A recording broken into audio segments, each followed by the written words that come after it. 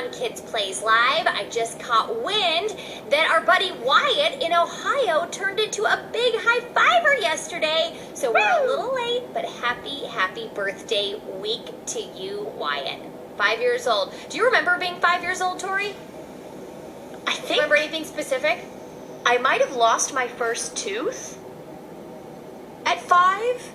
Yeah? Does that sound right? I remember eating a grilled cheese. I was in kindergarten. Wow. Grilled cheese sandwich. First tooth fell out. I remember losing my first tooth and then swallowing it, and I was in kindergarten. I was 5 years old. You swallowed it? Yeah. And you turned out okay? I turned out okay. Still waiting for it to come out the other end. All right, on that note, I have got a story for you out of Tennessee. Gatlinburg, Tennessee, in the heart of the Great Smoky Mountains. This is a story about two families who formed a double quarantine bubble in their cabin, one of the family's cabins. There were two couples, and Michelle Eberhardt and her friend were just sitting around the cabin, and both of their husbands were off hitting golf balls somewhere, and where they heard somebody enter the cabin. They were like, oh, who could be here? And they thought maybe it was one of their husbands. It was not. It was a couple of bears. No. So the bears enter the cabin. They quickly stood up on the couch and thought, what do we do? What do we do? What do we do? They quietly snuck off, hid in a bedroom, locked the door, and the bears decided to help themselves to a feast of junk food. Oh no. Here's what the bears ate at their feast. This feels like it could be a picture book of some kind. 5 pounds of Reese's peanut butter cups. Why do they even have 5 pounds of Reese's peanut butter cups? Oh, it gets better. I know. There's so many questions here.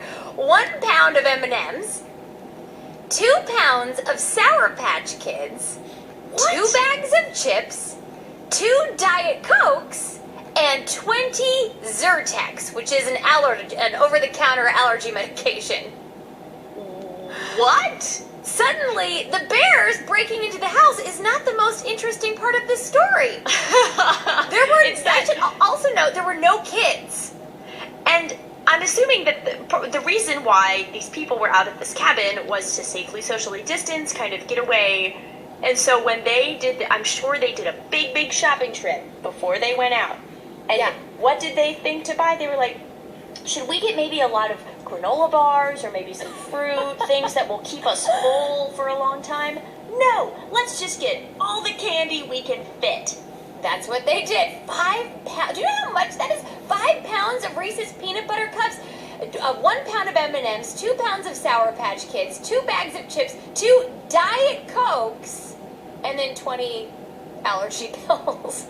That is what you would buy for Halloween in the busiest neighborhood ever. Not for 4 adults. This is 8 pounds of candy, Tori. We're talking about 8 pounds of candy for 4 adults, but not anymore. The bears got away with all of it. So, anywho, the Wildlife Resources Agency, after the bears left and they were called, said that the bears' behavior was unusual. I would say maybe the human's behavior is a little unusual, or is any human behavior unusual in the times that we're living in right now? It made me think of our first days of quarantine. The first couple of weeks, all of our healthy eating habits went out the window. We were eating chips and Oreos, and I think we had candy. Although Bertie has discovered baking, so every day there's like a new cake or cupcakes or brownies in here. We're not sure what to do about that, but that's her science. That's basically science. It's fine. Yeah. Anywho, I love that story just because of the specific foods and the amounts of the foods that were consumed by the bears. Not good for bears. No, They're going to have some bad poops later. Those bears are going to have some bad poops. All right, when we come back, I've got a story of another animal behaving badly, this time in India. I'll explain everything right after this.